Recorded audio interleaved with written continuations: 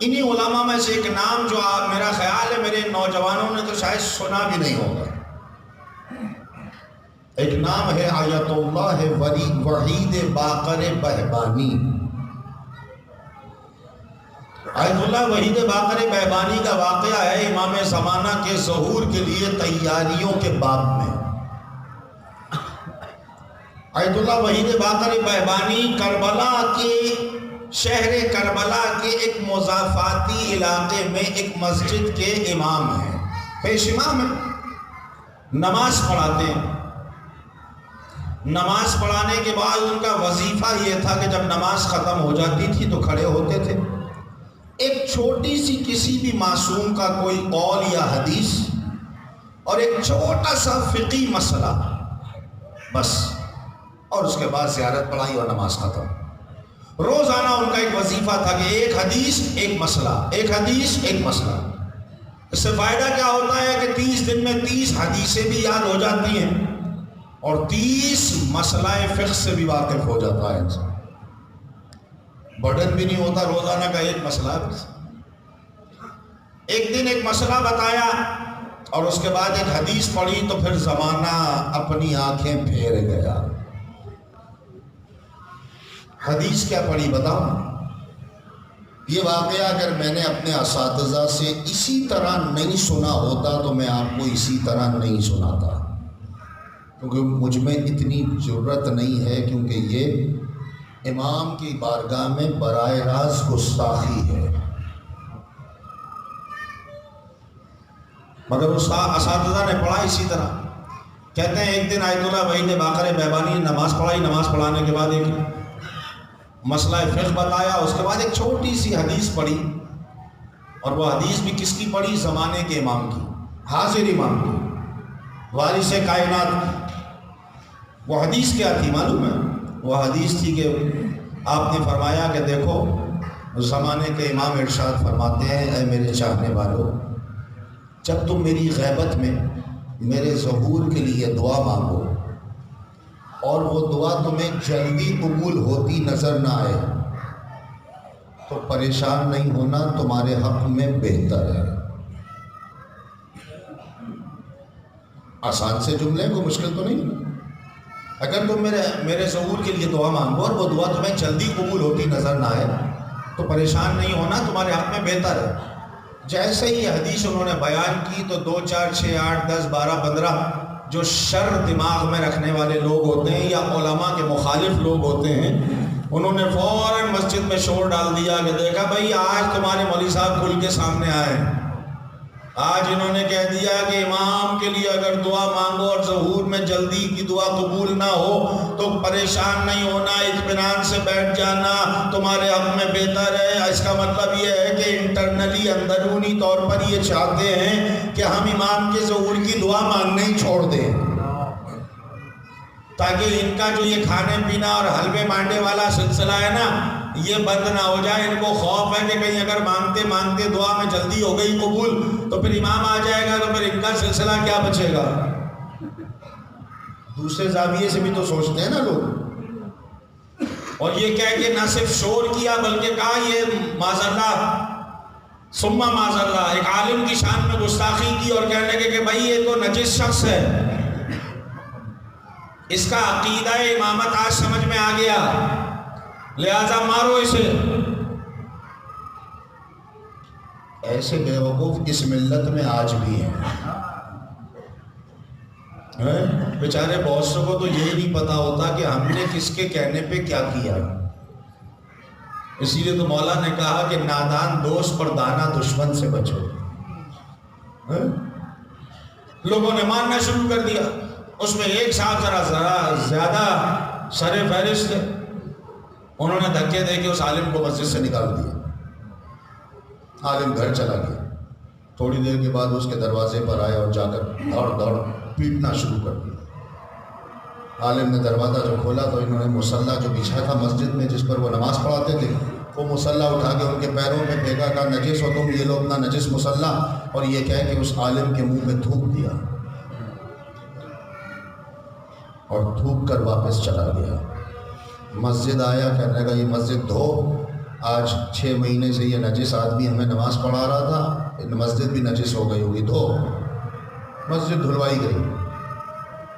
مسجد دھونے کے بعد جب یہ گھر گئے تو سو گئے۔ یہ ذرا اذان ہو جائے، مل کر صلوات بھیجیں محمد۔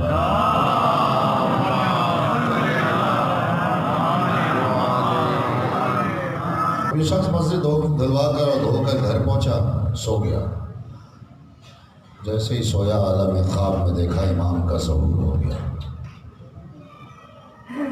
اور سب سے پہلے امام نے ایک شخص کو اس کے دروازے پہ بھیجا، کہا کہ جلدی سے اس کو لے کر آ۔ دروازے پہ اس شخص نے دق الباب کیا، اس نے پوچھا کون؟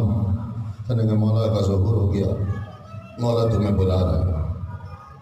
کہنے کہ اچھا، جلدی سے اٹھا کر بس 10 منٹ رک جاؤ۔ اٹھا، جلدی سے اپنی نہج میں غسل کیا، الماری کھول کر ایک نیا لباس نکالا، خوشبو لگائی کہ امام کے پاس جا رہا۔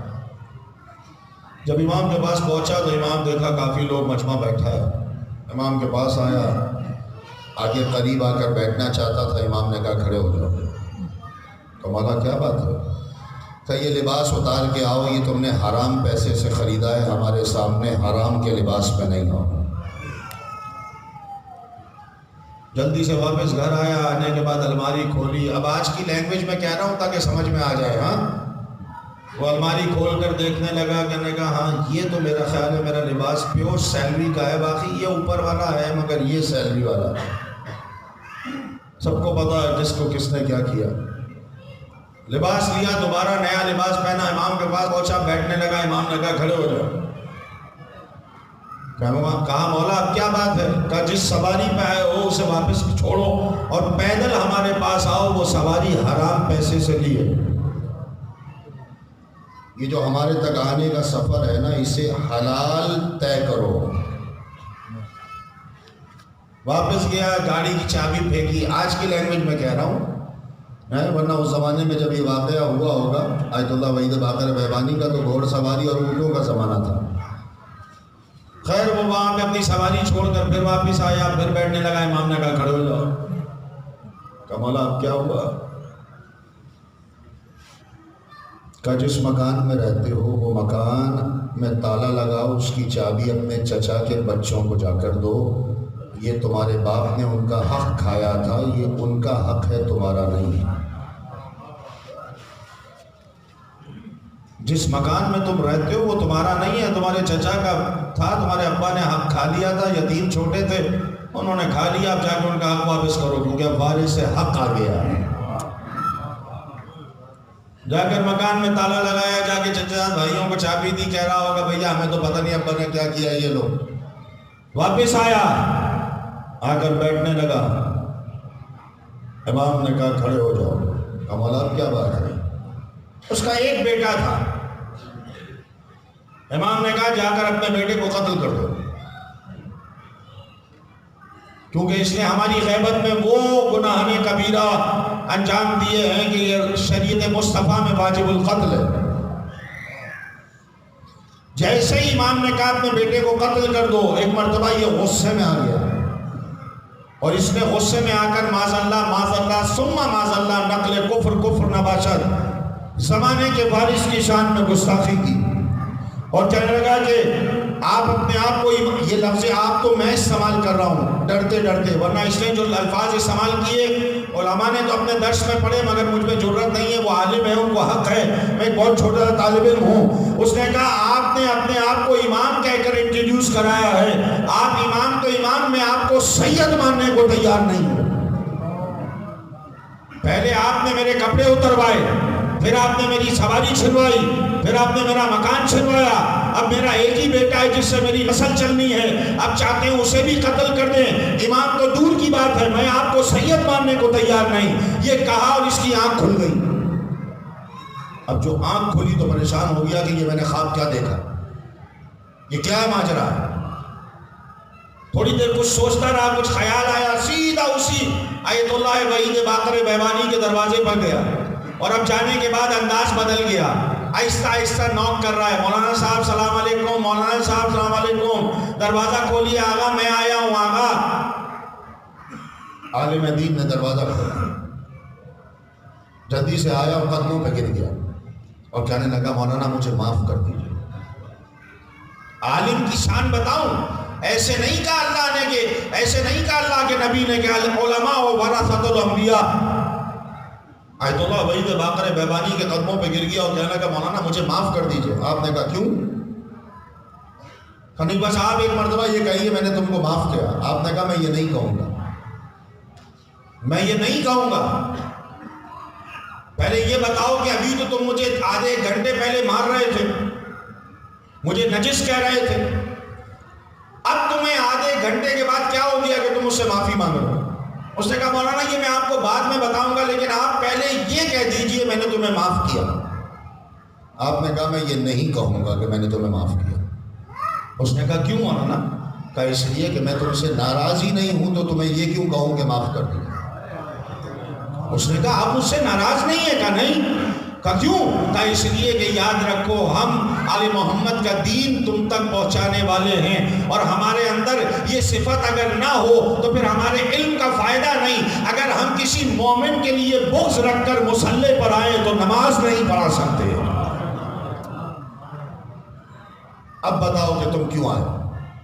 اب اس نے آ کر اپنا سارا خواب بتایا کہ میں آپ کے ساتھ ہی گستاخی کر کے گھر گیا، جا کر سویا، میں نے خواب میں دیکھا اس طرح امام کا ظہور ہو گیا، اور امام نے پہلے میرا لباس اتروایا، پھر میری سواری چھلوائی، پھر میرا مکان چھلوایا، پھر میرے بیٹے کو قتل کرنے کو کہا تو مجھ سے برداشت نہیں ہوا، میں نے مولا کی شان میں گستاخی کی۔ پر جیسے ہی اپنا خواب بیان کر رہا تھا آیت اللہ وحید باقر بیبانی اتنا روئے کہ ریش مبارک سے آنسوؤں کا ایک سمندر جاری تھا، اور آپ نے کہا خدا کی بارگاہ میں مایوس نہ ہو، توبہ کر۔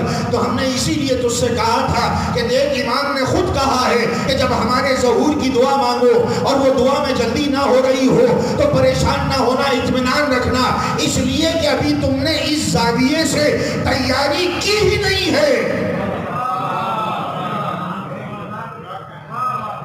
اللہ اکبر!